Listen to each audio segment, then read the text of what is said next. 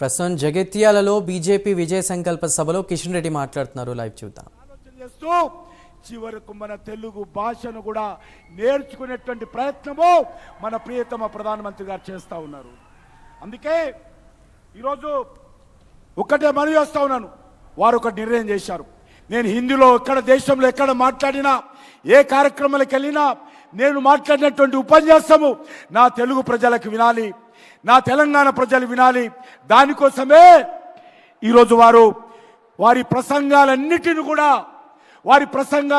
కూడా తెలుగులో వినే విధంగా వారు మరి అందుబాటులో తీసుకొచ్చారు.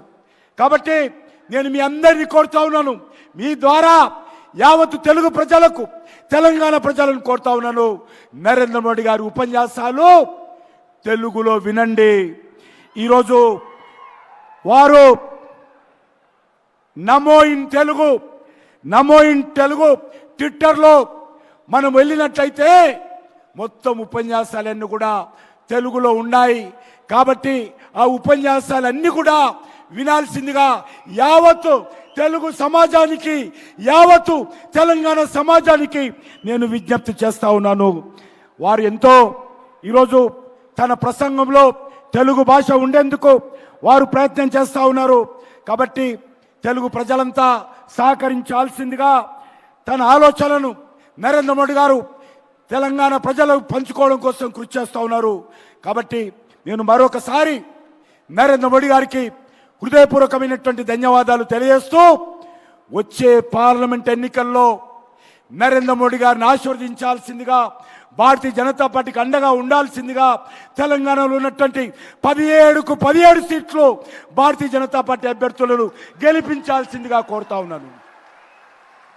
ఖచ్చితంగా నరేంద్ర మోడీ గారి నేతృత్వంలో తెలంగాణ సమగ్రమైనటువంటి అభివృద్ధికి భారతీయ జనతా పార్టీ నేతృత్వము, నరేంద్ర మోడీ గారి నాయకత్వం కట్టుబడి ఉంది. తెలంగాణ ప్రజల సంక్షేమం కోసం నరేంద్ర మోడీ గారు కట్టుబడి ఉన్నారు. కాబట్టి ఈరోజు దేశం కోసం నరేంద్ర మోడీ గారిని గెలిపించండి. మన భవిష్యత్తు కోసం నరేంద్ర మోడీ గారిని ఆశీర్వదించండి. మన పిల్లల భవిష్యత్తు కోసం నరేంద్ర మోడీ గారిని అండగా ఉండండి. అందుకే మీ అందరూ కోరుతా ఉన్నాను. ఈరోజు మరొకసారి నేను ఈ సందర్భంగా మీరందరూ కూడా నాతో పాటు నినాదాలు ఇవ్వాలి. భారత్ మాతాకి జై శ్రీరామ్. అందరూ 2 చేతులు ఎత్తాలి. ప్రతి ఒక్కరు కూడా జై శ్రీరామ్. फिर एक बार मोदी सरकार, फिर एक बार अब की बार अंटे 400 पर, अब की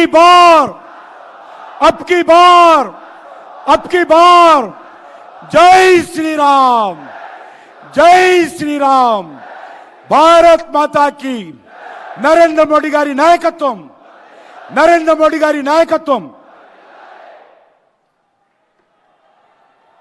ధన్యవాదాలన్నా.